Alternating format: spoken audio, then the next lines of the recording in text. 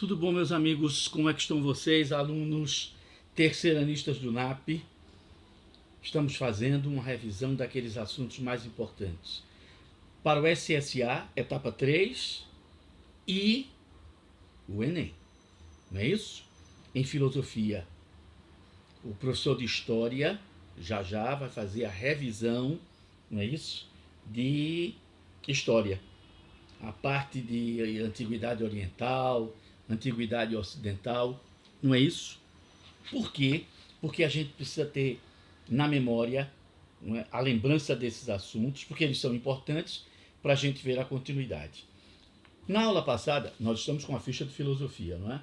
Nós estávamos falando sobre o pensamento lógico, o raciocínio, e aí a gente terminou aqui. A gente viu, por exemplo, não é, que o raciocínio desenvolvido pelo silogismo, que durante muito tempo foi considerado a melhor forma, o melhor instrumento de se chegar à verdade, começou a ser contestado desde o Renascimento. Por quê? Porque o raciocínio lógico silogístico, ele parte de verdades que a gente já conhece, ou no todo, ou em parte. E, portanto, a gente tira uma dedução de algo que a gente já conhece. Isso pode se aplicar bem quando você está argumentando no campo da retórica, no campo da oratória. Mas em física, em química, esse raciocínio não se aplicava bem. Ele se aplica bem, por exemplo, em geometria, quando a gente vai demonstrar teorema. Porque existem verdades, por exemplo, a soma dos ângulos internos de um triângulo, qualquer que seja ele, é sempre 180 graus. Então, a partir dessa verdade, dessa evidência, que eu não posso negar, eu posso construir outros raciocínios. Então, o teorema, a demonstração de um teorema, parte de verdades que você considera indiscutíveis e com isso você constrói outros raciocínios. Mas em física, em astronomia, em química, nem sempre é assim. Você tem que fazer experiências, né? Ir a um espaço de trabalho, laboratório é lugar de trabalhar. Você tem que ir a um laboratório para ir experimentando, errando até acertar, né? Por exemplo, nós estamos vivendo um momento em que estão sendo testadas uma série de vacinas contra a Covid, o vírus, né, da Covid. Então, essas vacinas ainda não têm uma eficácia que chegue a 99%, como, por exemplo, a vacina do sarampo, a imunização contra a tuberculose, o tétano, o sarampo, a coqueluche, a poliomielite. Uma série de doenças são evitadas com as vacinas. Só que essas vacinas têm 40, 50, 100 anos, 200 anos. Então é claro que a eficácia de algo que vai sendo aperfeiçoado, não é, séculos, não é, décadas, anos seguidos, é muitas vezes maior, né? Então, essas vacinas ainda serão calibradas. Dentro de 3, 4 anos no máximo, a Covid deixará de ser uma ameaça e vai se tornar como uma gripe. Aí sim, ela vai se tornar como uma gripe, mas que a gente vai precisar tomar vacina. A negação da vacina é um exemplo de desrespeito com o conhecimento científico. A negação da vacina põe em risco a vida de quem não se vacinou e a vida das pessoas vacinadas ou ainda não vacinadas que poderão, não é, receber a carga viral e morrerem. Sarampo, para determinado nível socioeconômico, dificilmente vai matar, mas ele pode deixar sequelas, e sequelas graves. E em pessoas mais pobres, sem uma alimentação adequada, sem o sistema imunológico forte, porque bem alimentado, nessas pessoas mais pobres, doenças que podem passar, né, como sem grandes efeitos, sem grandes traumas, sem grandes consequências, em pessoas mais pobres, podem matar ou deixar deficiências que serão permanentes. Então é preciso a gente tomar cuidado, não é? Não vamos negar. Veja que a filosofia é um pensamento crítico, que põe em dúvida. Mas quando você está diante de uma evidência, a filosofia não fica teimosa dizendo não existe verdade absoluta. Isso a gente sabe que pode de repente não acontecer. É o caso daquele camarada que insiste em dizer que a lei da gravidade universal é uma conversa mole e que Newton estava errado. E que vai pular do 15º andar de um prédio e mostrar que ele não vai ser atraído para o centro da Terra.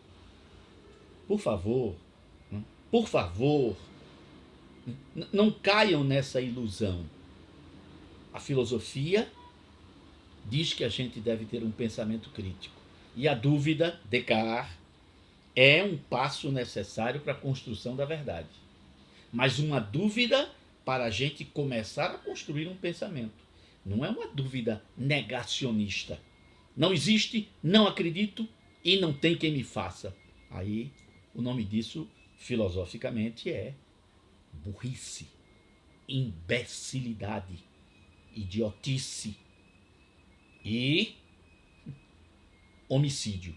Porque na medida em que você transmite doenças, você está cometendo um crime. Está lá no Código Penal. Mas seguindo. Então, Descartes já punha em dúvida o raciocínio silogístico. Não é? E ele propõe a dúvida metódica, dizendo que primeiro é preciso duvidar, não acreditar em todas as verdades. No século das luzes também, o desenvolvimento das ciências da natureza, não é, vai mostrar claramente que o raciocínio silogístico não se aplica definitivamente às ciências da natureza. Por exemplo, Vico é um pensador dentro do campo da história, não é? Jean-Baptiste Vico, a gente deve ter ouvido falar dele, professor de história, quando começou a falar sobre o que é história, não é? A evolução do pensamento histórico, ele deve ter citado Vico, deve ter citado Voltaire, deve ter citado a escola de análise, etc. e tal. Então, Vico, pensador da área de humanas, ele dizia que o pensamento silogístico pode ser perigoso se o historiador, não é, vai utilizá-lo como a ferramenta, o instrumento para, não é, explicar o passado. Porque nem sempre as sociedades do passado se comportam como as sociedades do presente. Não é? A maneira de raciocinar no passado não é a maneira da agora, nem das sociedades futuras. Não é? A maneira de ver as coisas. Então, quem mais? Aí o texto fala, não é, que no século XIX, o matemático, aquele como é, teoria das probabilidades matemáticas, não é? Análise combinatória, Gottlieb Frege, não é? Leibniz também, aquele menino inglês que o texto cita, Bertrand Russell, mostraram que a lógica tradicional das palavras, do silogismo, não é? Da dedução, da analogia, ela não era suficiente para se chegar a uma exatidão do pensamento. Esses matemáticos que criaram a chamada lógica matemática, teoria do conjunto, pertence, não pertence, contém, não contém, está lembrado disso, né? Aquele amontoado de sinais, eles também perceberam que as verdades da filosofia podiam ser transformadas em ciências matemáticas. A gente podia criar sinais para indicar todo homem é mortal, Pedro é homem, logo Pedro é mortal, transformando, não é, isso daí em uma linguagem matemática, para dar uma maior precisão. Já que as palavras, em todas as línguas, elas às vezes têm vários significados. Então é interessante, não é? Em vez de usar a linguagem simbólica articulada, é melhor você usar uma linguagem simbólica matemática para representar a argumentação, né, os juízos do pensamento. A gente não vai trabalhar com lógica matemática nem com a lógica desenvolvida por Bertrand Russell e Gottlieb Frege. Mas é só para você saber que ela existe. Aí dentro da nossa ficha, a gente viu o assunto chamado noções de epistemologia. Epistemologia é a parte da teoria do conhecimento, da gnoseologia, que estuda especificamente o conhecimento científico. E aí a gente viu, não é, que a ciência se desenvolveu a partir do momento em que filósofos gregos começaram a criar uma teoria para explicar o elemento, a substância, o princípio, o arquê que estaria presente em toda a matéria que existe no universo. Então, na natureza, physis, as coisas existem. Mas as coisas da nossa natureza são reflexo das coisas do universo. Cosmos. É por isso que esses filósofos são chamados cosmológicos. Tales de Mileto, considerado o primeiro filósofo, é também o primeiro físico e também o primeiro químico. Porque o que ele investiga, o tijolo que compõe toda a matéria, é um assunto de física e de química ainda hoje. A gente sabe também que foram os gregos que terminaram criando a palavra átomo, que significa indivisível, para representar esse tijolinho, essa menor parte possível de matéria. Que hoje a gente sabe que o átomo não é a menor parte, né? Tem coisas menores do que o átomo. E aí entra a física quântica para falar dessas micropartículas, nanopartículas que são ainda menores que o átomo. A gente viu, não é, que principalmente a partir de Francis Bacon, que criou o método indutivo, a experiência, o método experimental, no século XVII, né? Descartes com o método, a dúvida metódica, né? Quando a gente chega no século das luzes, né, o desenvolvimento do campo científico é muito grande. Você tem muitos cientistas do século XVIII. Na química, por exemplo, Lavoisier é uma referência. Ainda no século XVII, 1684, Newton lança o livro que é a base de toda a física clássica, né? Principia Mathematica Philosophiae Naturalis. Princípios matemáticos da física. É que em latim, física era chamada filosofia natural, filosofia da natureza. Conhecimento, sabedoria da natureza. Na astronomia, Lamarck. Na biologia, Buffon, com uma teoria evolucionista. Eu disse, desculpe. Na astronomia, Laplace. Se eu disse Lamarck, eu errei. Lamarck é evolucionismo. Laplace, que apresenta a primeira teoria sobre a origem do universo, a chamada nebulosa primitiva. Você está vendo? Aí as pessoas começaram a acreditar que o conhecimento científico não tinha limites. E não somente não tinha limites, a ciência ia terminar explicando tudo o que antes a mitologia, a religião, a fé tentava explicar, né? O século XIX é o século do positivismo, Augusto Comte, não é? Ele não diz que a civilização humana passa por 3 etapas, 3 estágios, 3 fases, 3 estados: o estado teológico, o estado metafísico e o estado positivo ou científico. E o mundo está caminhando para chegar a esse estágio positivo.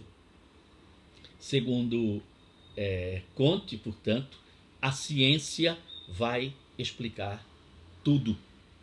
E, portanto, a gente tem que parar de acreditar em religiões, em mitos, como é que se diz, superstições, para poder deixar a ciência criar um mundo novo e melhor. O próprio Marx e Engels, né, na parte que falam sobre ciência, eles dizem, não é, que a ciência vai libertar o homem da exploração.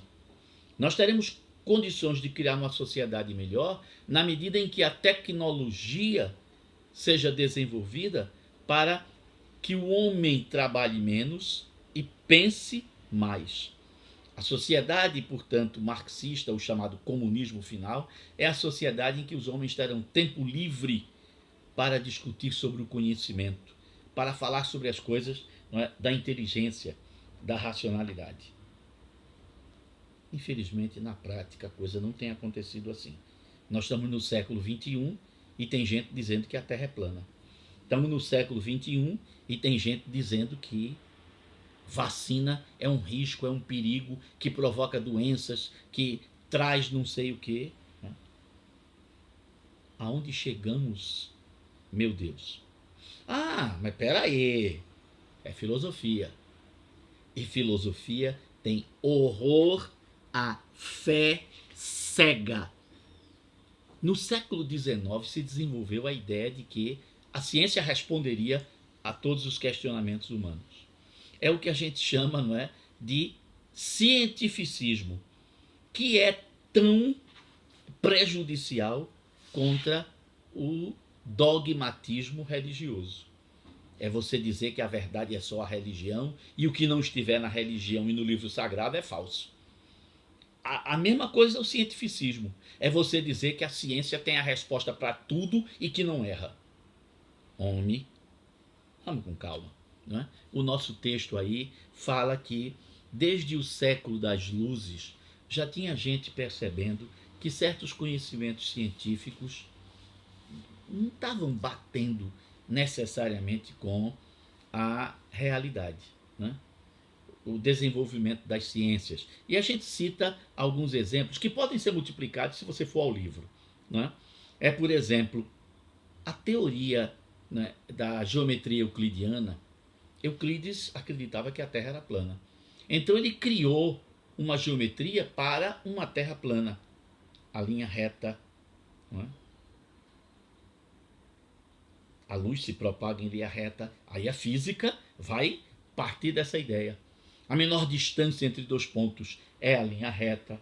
Paralelas são retas, não é, que partem de um ponto cada uma delas, mantêm entre si a mesma distância e nunca se encontram. E tudo isso era visto como normal. Só que a Terra é redonda. E em cima de uma bola, eu não posso traçar uma linha reta. A linha reta, portanto, é uma abstração. Ela não pode existir no planeta Terra. As linhas paralelas se encontram nos polos. Não é isso? Quem conhece o planeta Terra sabe que no Equador, um pedaço das linhas paralelas parece uma linha reta. E parece que elas não vão se encontrar nunca. Mas acontece que elas se encontram nos polos. Como é o nome, meu Deus do céu? Giuseppe Saccaretti. É um jesuíta, matemático, final do século XVIII, do século das luzes. Alexander Lobachevsky, é um russo, matemático, geômetra, começam a perceber que a geometria euclidiana ela se aplica ao planeta Terra em determinadas condições. Ainda hoje arquitetos e engenheiros usam a geometria plana, mas ela não vai servir como verdade absoluta.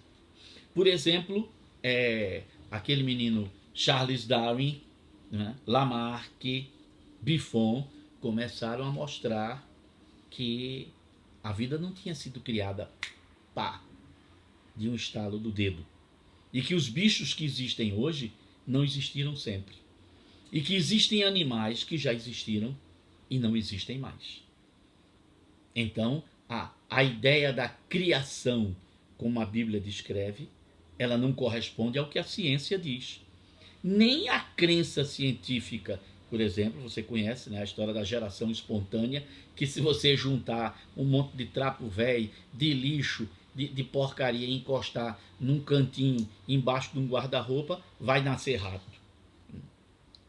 Essa teoria, que era tida como verdadeira, já não funciona mais. Outra, não é? A física de Newton, ela se aplica ao planeta Terra, à nossa gravidade. Einstein mostrou que no espaço a luz não se propaga em linha reta. A gravidade é capaz de desviar a luz e fazer a luz andar, né, num trajeto que seria uma curva. E Einstein dizia, não é, ainda mais, que os fenômenos, não é, do macrocosmo, né, os fenômenos das grandes galáxias, aconteceriam em todas as dimensões. Aí Max Planck é físico também, diz, espera aí, as leis que valem no planeta Terra e que valem no cosmo, no espaço sideral, não valem para as pequenas partículas. Por exemplo, era um princípio típico da física, tanto a newtoniana como a einsteiniana, dois corpos não podem ocupar simultaneamente o mesmo lugar no espaço. Na física quântica, a física das nanopartículas, isso é possível. Não me perguntem como. Eu não sou físico. Eu só decorei essa informação, e ela é correta, para mostrar a vocês que a certeza da ciência não é tão certa assim, né? Então a gente viu no texto, não é, que a escola de Viena é um conjunto de cientistas que começam a perceber e a mostrar que a ciência não pode ser absoluta, né? Aí a gente cita alguns, como por exemplo o Círculo de Viena, a gente cita, não é, pensadores como Schlick, não é, Kahn e Carnap, são contestados por um austríaco chamado Karl Popper, que diz que o que caracteriza a ciência é a possibilidade da refutabilidade, ou seja, uma ciência pode ser desmentida. O conhecimento científico não é definitivo. O que caracteriza o conhecimento da ciência é que eu posso criar uma outra teoria e mostrar que essa teoria não é verdadeira. É lógico que eu posso ter uma teoria que dure séculos, que dure 1000 anos, mas a possibilidade de ela ser contestada, isso é uma característica da ciência. Além de Karl Popper, a gente viu também, não é, que aquele menino Gaston Bachelard e Samuel Kuhn também insistem nessa ideia que a ciência, ela não tem o conhecimento, o domínio completo, total e absoluto da verdade, né? Que mesmo para a ciência, a verdade, um enunciado científico, todo corpo solto no espaço tende a cair sob a ação da gravidade, ainda é verdadeiro. Mas ele só é verdadeiro enquanto existe gravidade. E a gravidade vai se acabar, a gente sabe pela teoria da relatividade que o nosso universo um dia vai se acabar e surgirá um outro universo, né? E quando isso acontecer, aí lógico, né, a gravidade se acaba momentaneamente e talvez no novo universo que surja ela volte a acontecer, ou esse novo universo será completamente diferente do que a gente tem agora, não é isso? Então a ciência não é uma certeza absoluta, ela é sempre uma aproximação do que a gente chamaria verdade. Outra coisa que a gente percebeu é que muitas vezes a ciência, que deveria servir para melhorar o mundo, para fazer a vida humana, não é, melhor, mais justa, sem exploração, sem crimes, a ciência terminou servindo a homens maus, que usaram a ciência para prender, torturar e matar. Ninguém melhor que os nazistas usaram a ciência para destruir pessoas. Em especial, os judeus, o chamado Holocausto, ou Shoah, como chamam os judeus. Né? Judeus eram mortos de forma científica, industrial, aos montes. Né? Foram desenvolvidos gases venenosos para levar um certo número de judeus, 600, 800, 1.200 pessoas, homens, mulheres e crianças, aí iam para um galpão cheio de chuveiros. Vocês vão tomar banho. Só que em vez de sair água dos chuveiros, saía esse gás venenoso. Né? Em pouquíssimos, rápidos minutos, aquela quantidade, aquelas centenas de pessoas estavam mortas. E para não perder tempo enterrando, eram levadas aos chamados fornos de cremação. Eram incinerados, transformados em cinza, porque cinza a gente sacode na terra, não precisa guardar. Claro que antes disso, a gente aproveitava a pele, aproveitava o cabelo de gente, aproveitava dentes, alguns ossos, para fabricar objetos, instrumentos.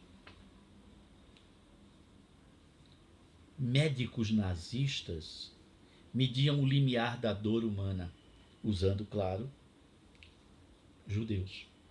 Sem anestesia, claro, as experiências eram feitas. Né?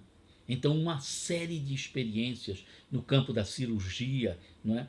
No campo de medicamentos, foram feitos com seres humanos.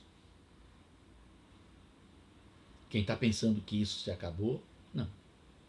A tortura científica ainda hoje existe. A ditadura militar brasileira, a ditadura uruguaia, a ditadura argentina, a ditadura chilena usaram isso de uma forma monstruosa. Os americanos criaram armas especiais, a gasolina gelatinosa, a napalm, para queimar os vietnamitas e os soldados vietnamitas que lutavam contra os Estados Unidos, soldados chamados de Vietcongs. Né? O napalm, a gasolina gelatinosa, o agente laranja, que era desfolhante das florestas. Os franceses na guerra contra a Argélia queria ficar independente, era uma colônia francesa na África. Né? A tortura também foi usada, né? De forma científica. Né? Choques elétricos, por exemplo. A psicologia ajudava para dizer quanto uma pessoa resiste, né? Sentada numa cadeira ou em pé antes de confessar. Como é que se deve fazer uma pressão psicológica para que ela confesse e denuncie, delate, traia os seus companheiros? Está vendo? É isso que a filosofia mostra, que a ciência nem sempre beneficia os homens. Foi a ciência, a química, que criou, não é, como é que se diz? Esse que se usa na terra, não é, para os fertilizantes, que são venenos para os seres humanos. Né? Os inseticidas, que matam os insetos, mas ficam grudados nas folhas que a gente come, nos frutos que a gente se alimenta. Substâncias cancerígenas que são usadas como conservantes de alimentos, no leite, na cerveja, na carne, no peixe, em tudo que é embutido, empacotado e que a gente gosta, está cheio de agentes cancerígenos. Muita coisa já se reduziu, muita gente reclama no mundo, não é? Mas a gente ainda vê isso. Durante anos foi dito que o cigarro não fazia mal. E a indústria do cigarro financiava pesquisas para que os pesquisadores mentissem e dissessem que cigarro não fazia mal. Tá vendo?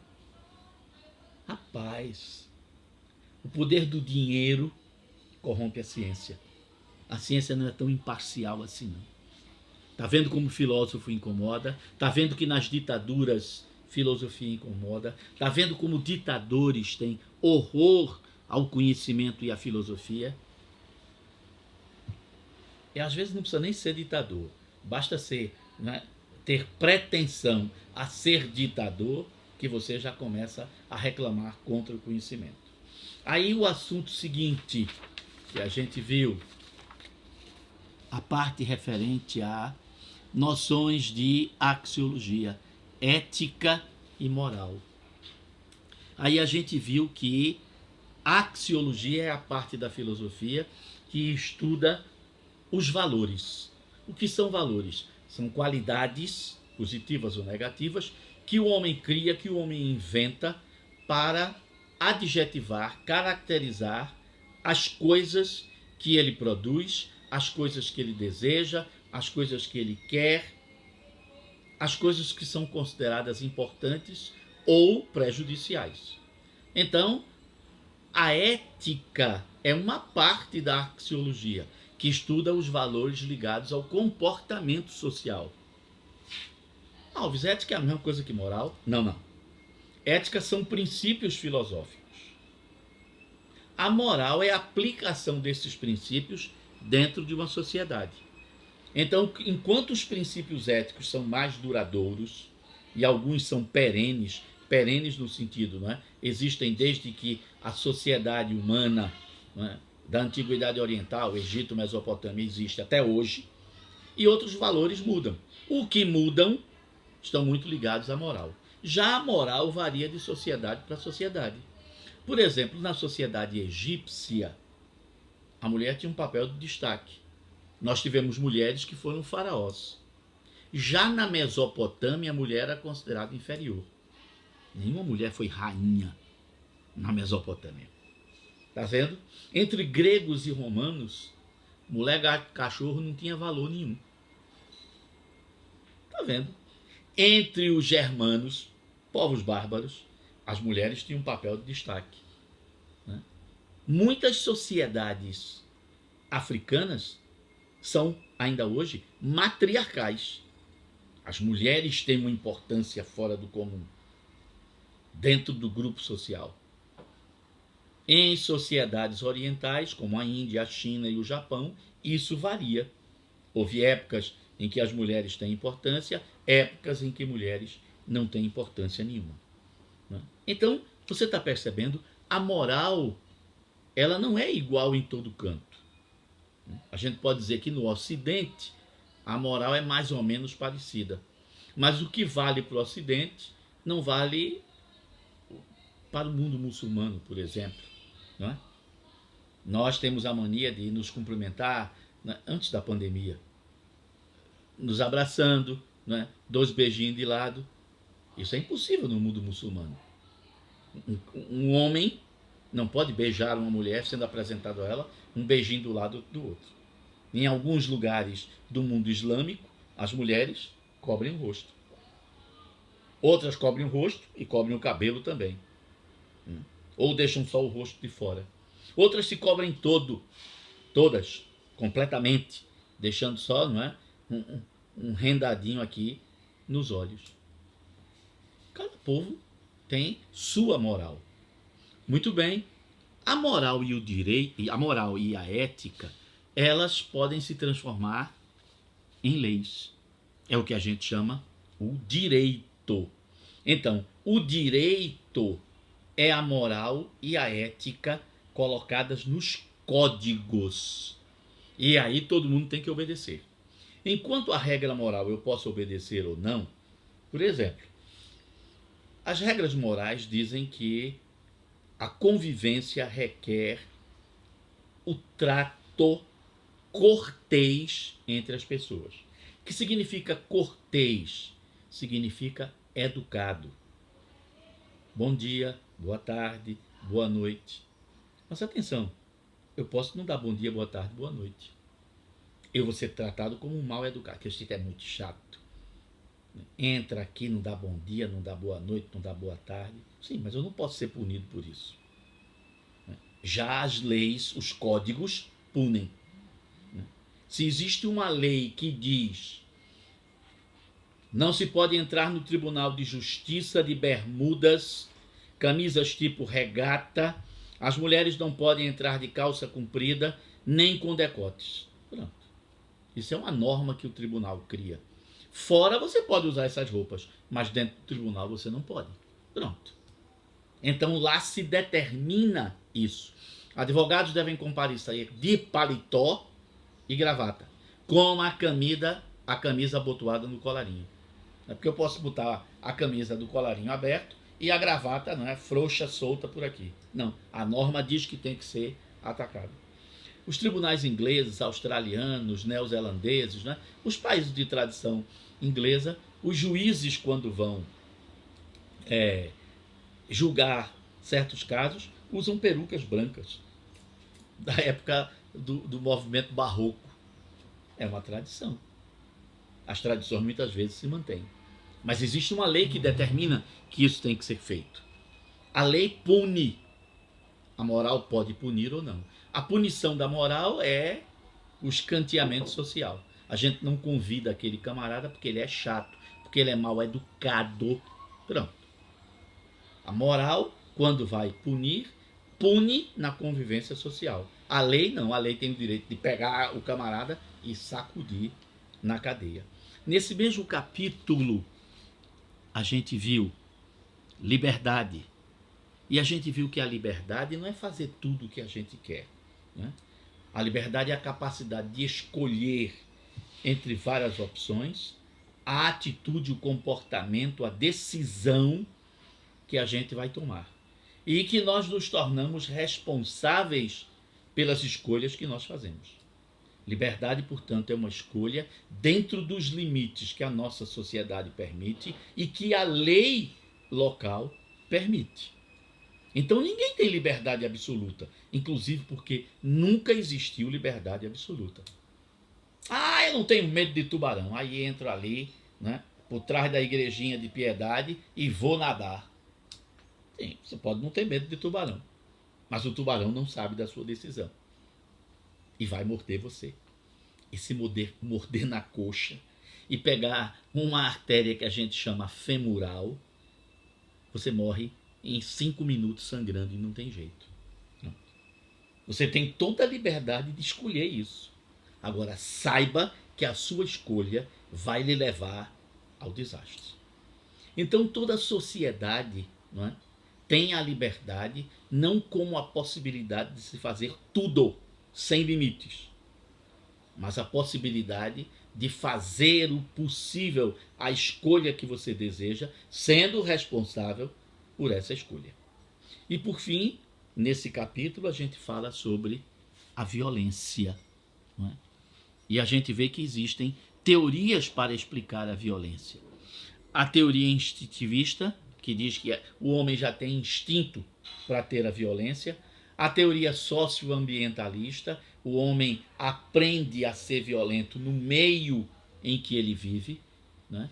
E a chamada teoria multideterminista, que diz que nós temos instinto para a violência, que o ambiente pode favorecer, mas existe também a liberdade de você escolher isso ou não, ou de vencer. Então, vários fatores, né, são capazes de provocar a violência no ser humano. E uma das formas mais brutais de violência que a gente viu é a segregação, a discriminação. Segregar é separar, discriminar também é separar. Então existe segregação racial, segregação religiosa, política, discriminação, racismo. São formas de violência, porque são contra a pessoa humana. E muitas vezes, estupidamente, nós se baseiam em pseudo-teorias científicas de superioridade racial, por exemplo. Né? O melhor exemplo disso, supremacia branca. Né? A Ku Klux Klan, durante no século XIX, começo do século XX, se especializava em matar negros. Hoje a Ku Klux Klan não somente, né, comete violências contra negros, mas também contra homossexuais, judeus. Né? O neonazismo está aí solto, andando, correndo. Né? Muitos chefes de Estado, né, de países, né, que se dizem democráticos, estão recebendo, né, representantes dessas correntes perigosas ao homem. E no Brasil, um brasileiro ser neonazista, ele começa primeiro, ele tem que ser imbecil. Porque um país miscigenado como o nosso, em que todo mundo tem sangue de todo tipo de raça, de todo tipo de etnia, você falar de supremacia branca no Brasil, merecia ser amarrado, espancado até o sangue descer. Burrice devia doer. Infelizmente não dói. Muito bem, aí noções de estética. A gente começou e vai continuar. Aqui já é assunto seguido. Até a nossa próxima aula.